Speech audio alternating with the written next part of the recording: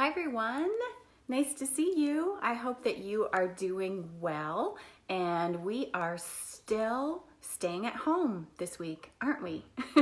It's been a few weeks of everybody staying at home and doing social distancing, but I have a friend with me. Maybe you can see him here. This is Naomi who plays Jamie, and his name is Joey. But I thought you might like to see him today and meet him, and he's keeping me company during story time. He is big. See his big floppy ears? Yeah, he's big, stuffed animal. And his little tongue, his little mouth are so cute. But Joey has been Naomi's friend. Look at his big paws and his big feet. He's really cute. He's been Naomi's friend since, we were talking about it the other day. She was in 5th grade, she thinks, when she got him. Her Oma and Opa sent her money for her birthday that year. And we were in a store, and she happened to have her birthday money with her, and Joey cost exactly the amount that she got for her birthday. So he's been her friend since then, so he's going to hang out with us today. I like him. So I hope that while you've been staying at home, you've maybe had a few friends like your stuffed animals around you. If you haven't been able to go out and see your friends that you like to see at church and in your neighborhood and at the park.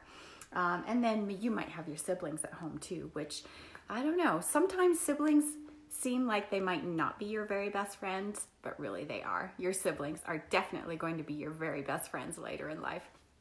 So that is Joey, and we have another story that we're going to read today, and I'm just looking. Oh, say hi to KD and your family. Thanks for joining us for Storytime Live. Well, my friend Laura at Guide Magazine talked to another author and found another story that I can share with you today. And I'm really happy that Laura and Lori do the work that they do creating Guide Magazine. And I hope that you've enjoyed Guide Magazine. You might not be in the age category for Guide Magazine yet, and that's okay. That means you have something really fun to look forward to. But Guide Magazine has been around for a long time, and normally the magazine, the primary way that you get it is you receive it at church on the weekend, and you can enjoy it maybe while you're sitting in church with your parents. I know some people do that. You can take it home and read it throughout the week. But since we haven't been able to go to church these last several weeks, what Guide has done has put the full PDF of the magazine available for free on their website, and it's guidemagazine.org. So whether you normally receive Guide or you receive a magazine maybe for a younger age group, the Guide stories are awesome. No matter your age, old or young, they're great stories. So I encourage you to go on the website and check it out and read the free magazine this week. And I'm saying hi to, I just have to stand up to look. I'm saying hi to Trey and Isabella. Hi, thanks for joining us for story time. So that's one resource that you can find even if you're not able to get to church and do the normal things that you like to do. So go to guidemagazine.org and you can read the whole magazine there. Well, this story today is called Strong Shoulders, and it comes from the book Mightier Than a Lion.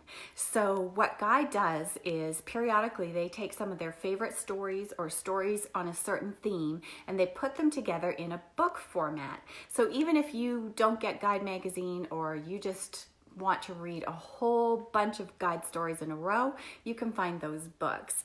And this comes from Mightier Than a Lion, and it's called Strong Shoulders, and it's a story told by Kimberly Ray. Now this story, another true story, as all Guide stories are, happened to a girl named Kendra, and it's a story about a difficult time in her life. It wasn't an easy situation. And I think that is really appropriate for us right now, because right now with us staying at home, It's not easy for us, is it? We're missing some of our favorite people. We're missing some of our favorite things. We're missing the chance to get together with people and to worship together the way that we normally do. And so I think Kendra's story of her difficult situation hopefully will encourage us in this time that we're living in. Well, let's get to our story. And if you're joining late, this is Joey. He's Naomi's friend, and he's joining us for story time today, and I'm glad he's keeping us company. All right, Strong Shoulders by Kimberly Ray. After the accident, Kendra woke up, changed forever. Can you feel this? The doctor asked. She had to look to see where he was touching her. No. She tried wiggling her toes. What's wrong with my legs? I can't feel them. People were supposed to leave hospitals better, but she left in a wheelchair. That chair changed everything. Her mom stopped saying, "Don't pray for lighter burdens, pray for stronger shoulders." Now she turned away and she hoped that Kendra would not see her tears. Her mom turned away. The crease between Dad's eyebrows that showed up when he was worried, it didn't ever seem to go away. "This is no way to live," Kendra announced one morning, and both her parents winced. "I'm so sorry, honey," her mom said. "I don't know why God has allowed you to be paralyzed." "I'm not talking about my legs not working, Mom," Kendra said, holding her head high. "I'm talking about us being sad about it. This is my life now. I'm going to make it awesome." From that moment on, Kendra was on it. She learned how to get from her bed to her wheelchair without help. She learned to take a shower sitting down. She got good at maneuvering up the new ramp at her school. A lot of people prayed that she would be healed, to get out of that wheelchair and to walk again. In the beginning, she had prayed that too, but Mom always said that God spoke in a still, small voice. And as time went by, she knew He had told her this was His purpose for her. He, God, had a plan for her. Some thought life could not be as good without working legs, but God wanted her to show the world that it could be. It wasn't easy. She couldn't run at recess or kick a ball. Some kids couldn't handle that. She lost some friends, and that hurt. But other kids stepped in. She got to know some who maybe weren't as popular, but who were more kind and more fun. "I'm going to play basketball," she told her classmates one day in gym. "Throw me the ball." That first try was awkward, and the second was worse. After 1 week, Kendra and everybody else wanted to give up. Kendra thought of her mom saying, "Pray for strong shoulders." Kendra started working out and building up her upper body strength. She built up her shoulder muscles so well that she could race kids at school and win. "Did you see Kendra?" they started saying. "She can even go up the stairs in her chair." And she got good at basketball, really good. She started playing on a team of kids who were all in wheelchairs. Her second season, they won a championship. Then a new movie came out. The main character had a spinal cord injury and ended up in a wheelchair, just like she did. The commercials showed people who loved him and wanted to help his life be awesome. She couldn't wait to see the movie. Her friend Macy got to see it first, and she was jealous. "Don't be," Macy said. And then she started to cry. Kendra bugged her until Macy told Kendra that in the movie, the guy decided life was not worth living if he had to spend it in a wheelchair. He chose to die. Kendra wheeled home slowly that day. A dark cloud hung around her. She went into her room and she prayed for a long time. That still small voice whispered, and Kendra lifted her head with purpose. Hollywood may have given a message to the world, but it was the wrong one. People needed to hear from someone who knew the truth. Kendra wheeled to her mom. "Mom, I need to use the computer. It's important." That day, Kendra wrote a letter to the world. She talked about the movie and its message. "You're afraid," she wrote. "People with disabilities make you uncomfortable. they never wanted to think about something like that. The people she's writing to, never wanted to think something like that might happen to them. But what's wrong with my life? She asked. She told them all the things she could do. She told them how her life mattered to God. All lives matter to God. My life is awesome. She told Hollywood that they needed to find God because God would help them not to be so mean. Well, her mom loved the letter, and she posted it online. It wasn't specifically addressed to anyone, so who knew what would happen? But Kendra had done what God wanted, and that was enough. Kendra, her mom called to her a few days later. Come in here, you need to see this. Kendra wheeled her chair into her mom's office. On the computer screen was her letter with her photo, the one from the championship basketball game. Did anybody read it? She asked. Her mom grinned. Only 500,000 people so far, she said. She gave Kendra a big hug.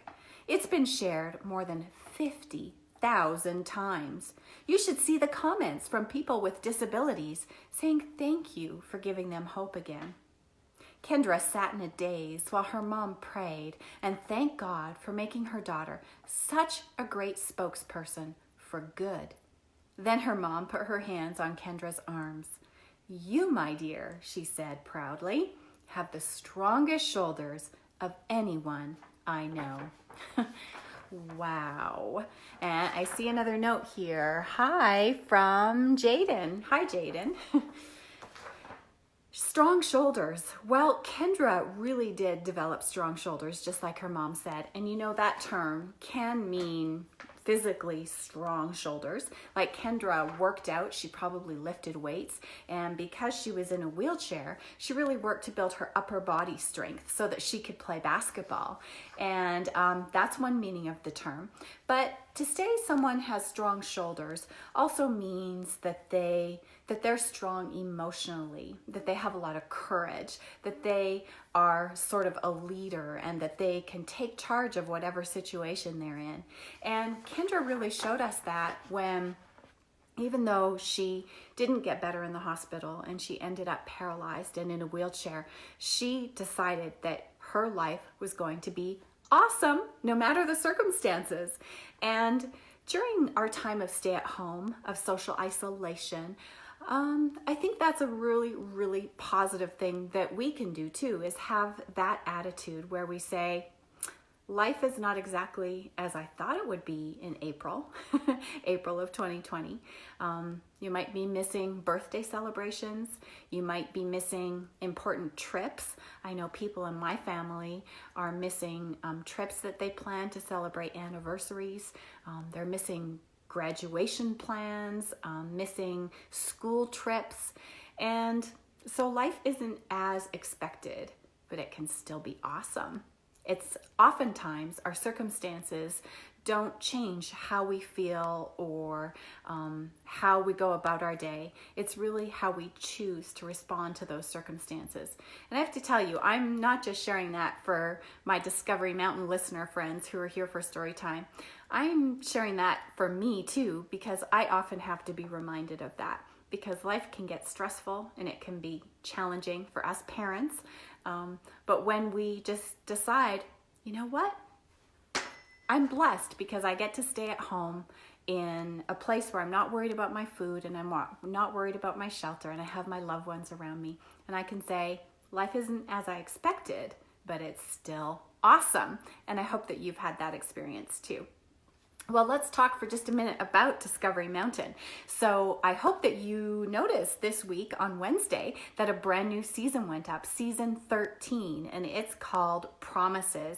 And you know, the Bible story in season 13, it's the story of Hannah and her son Samuel, who we haven't met yet, but you're going to meet soon. And Hannah had a similar experience. She couldn't have children and her life seemed very dark and very sad, but God really intervened. And the promises that God gave to Hannah and how he answered her prayers, that can encourage us today too. So if you haven't listened to that new episode yet, today's a great day to do that. I encourage you to do that and let us know what you think. And again, if you're joining us late, this is Joey. This is Naomi's big, I don't know if he's a teddy bear. That's probably the wrong word because he's a dog. But there's his big paw and there's his big foot. And we are going to sign out and say goodbye. Thank you for joining us, and stay well and stay blessed. Bye.